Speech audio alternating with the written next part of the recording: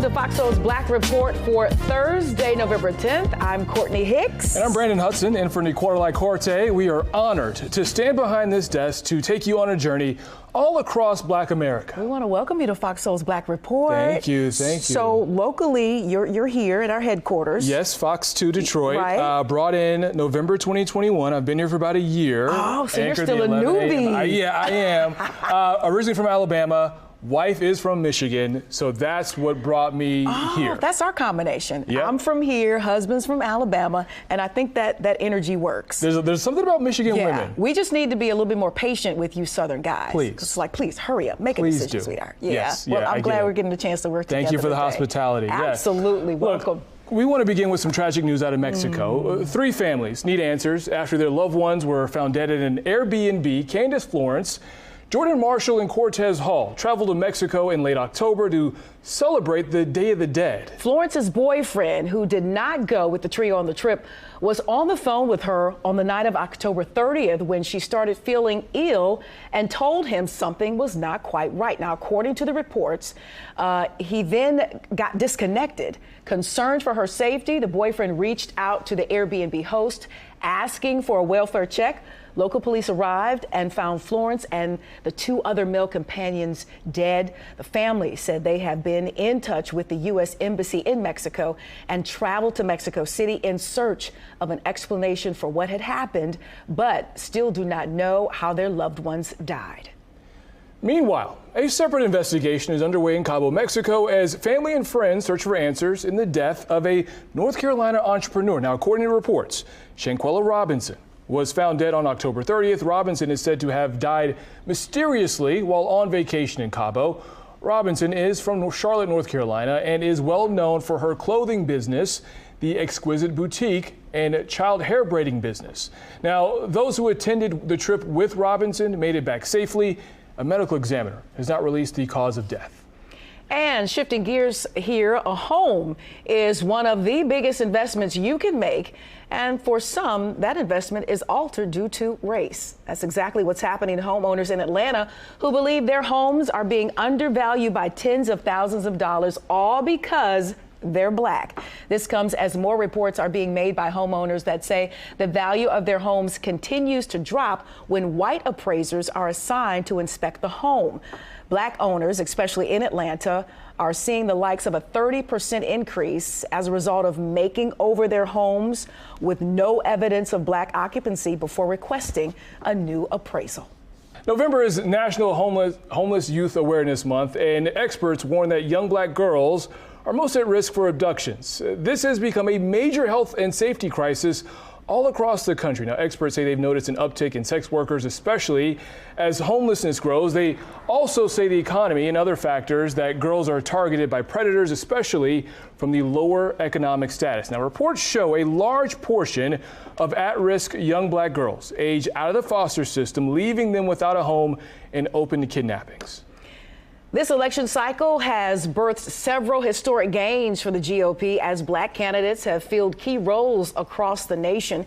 At least 5 Black Republican lawmakers will serve in Congress next year, a number the GOP has not since seen since the early 1870s. Tim Scott of South Carolina, Burgess Owens of Utah, Byron Donald of Florida, John James right here in Michigan, and Wesley Hunt of Texas will all serve together in the 118th Congress. We'll call this a game changer for abortion rights all over the country. Months after the U.S. Supreme Court overturned Roe v. Wade, every state that put abortion on the ballot voted in favor of making sure the procedure is protected in some way, including Republican-leaning Kentucky. Voters there rejected a ballot measure aimed at denying any constitutional protections for abortion. Now, this election cycle is the first time abortion rights groups have sponsored state ballot measures since 1992. And the number of Black openly gay state lawmakers in Texas is about to increase as voters added to the diversity of their state, tripling the number of LGBTQ lawmakers holding office and electing the first 2 Muslim lawmakers to serve in the Capitol. As recently as May, there were no openly gay Black members of that legislature. Well, like father, like son, this guy, you see the picture here with his father. Jonathan Jackson, the son of civil rights advocate Reverend Jesse Jackson, celebrated his victory in the 1st Congressional District race in Chicago. Jackson beat out Republican Eric Carlson an overwhelming 64% of the vote. Jackson will take over for Congressman Bobby Rush, who attended Jackson's victory party and handed him an African statue representing solidarity that he said was more symbolic than a torch. It's nice to see that connection there. Definitely. Yeah, it is. When it comes to the election, we all know or should know how to cast a ballot, but not everyone knows what happens after the votes are counted. So we want to take a moment and walk you through what it means to have a runoff in a particular race. For example, in Georgia, Herschel Walker versus Raphael Warnock. So what is a runoff? A runoff is an election when a second election must be held because the first election did not reach the necessary threshold of votes for a candidate to win. This can happen in a general or a primary election. I know that sounds a little confusing. I know, but we're here to unpack this. So neither Democratic Senator Raphael Warnock nor Republican challenger Herschel Walker surpassed that 50% threshold needed to win the race, forcing a runoff election set for December 6th. Yeah, and just a quick note to that. This will mark the second time Warnock is going to have to run and then run again. Yes. And run He's and made run a career again. out of it at this point. And historically speaking, they're saying that sometimes with runoffs, black folks have a tendency not to show up. Yes. So it's going to be very interesting to see how Georgia takes this on yet again and what those results will be, as this race was so tight. Yeah, we'll see if people like Stacey Abrams, who motivated a lot of people to vote in the 2020 election, especially in the black community, if she can get out and campaign for Raphael Warnock over the next 4 weeks and hopefully mobilize get a lot of people in our communities back out to the polls. Yeah, Georgia is back on the hot seat again. They always are. Yeah, we'll have to keep it's our hot eye down on there. it. It's hot in the polls. Yeah, you Southern folks. All right, moving on. Grandmaster Jay, the leader of the NFAC, will now serve 7 years in prison after being convicted of wanton endangerment. Reports say that Grandmaster Jay pointed an assault rifle at law officials on a roof. Johnson denies the allegations, stating the thought that there was a threat by teenagers on the roof. Johnson was the leader of the nation's largest all-black militia, the NFAC, which was started in the aftermath of Ahmaud Arbery's murder. The NFAC formed almost exclusively in response to victims of violent, racist, or police brutality.